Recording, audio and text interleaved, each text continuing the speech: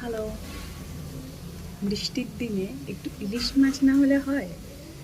কিন্তু আজ আমরা ইলিশ মাছ বানাবো না, আজকে আমরা বানাবো ইলিশ মাছের মাথা দিয়ে কালো কচুর শাক। চলো ঝটপট দেখে নিই কি করে বানাই। কড়াইয়ে তেল দিলাম, তেল গরম হলে মাছের মাথা দুটো দিয়ে ভালো করে ভেজে নিতে হবে উল্টে পাল্টে। এবার ফোড়ন দেব, ফোড়নের মধ্যে দুটো শুকনো লঙ্কা, তেজপাতা আর অল্প একটুকুনি জিরে দিয়ে দেবো। দিয়ে এবার সেটাকে ভালো করে নেড়ে চেড়ে ভেজে নিতে হবে।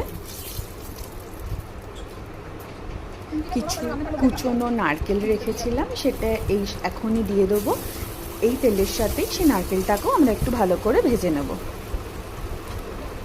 ভাজা হয়ে গেছে, এবার দেব দুটো কাঁচা লঙ্কা আর অল্প আদা কুচি। আদা বাটাও তোমরা অ্যাড করতে পারো। এবার মশলাটাকে ভালো করে ভেজে নিতে হবে।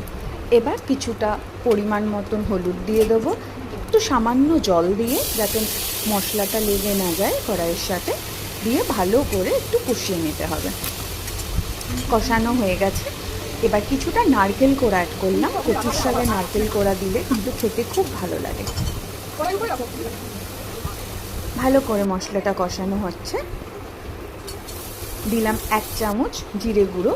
এবার সিদ্ধ করে রাখা কচুর শাকটা অ্যাড করে দিলাম।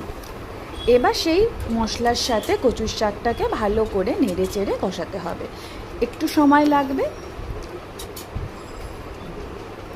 যতক্ষণ না কষে একটু মাঝে মধ্যে উল্টে পাল্টে দিতে হবে। দেখো মোটামুটি কষানো হয়ে গেছে।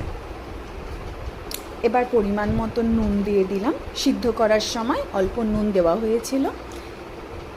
এবার ভেজে রাখা মাছের মাথাগুলো দিয়ে দিলাম। কচুর শাকের সাথে মাছের মাথা দুটোকে হালকাভাবে নাড়াচাড়া করে দিতে হচ্ছে। মাছের মাথাটা আমরা বেশি ভেঙে দেব না, কারণ ইলিশ মাছের কাঁটা যাতে শাকটার মধ্যে মিশে না যায়। মোটামুটি হালকা হাতে মাছের মাথা দুটোকে ভেঙে দিলাম। নাবানোর আগে 1 চামচ ঘি আর অল্প চিনি ছড়িয়ে দিয়ে আর একটু নাড়াচাড়া করে কিছুক্ষণ রেখে রেডি হয়ে গেল আমাদের ইলিশ মাছের মাথা।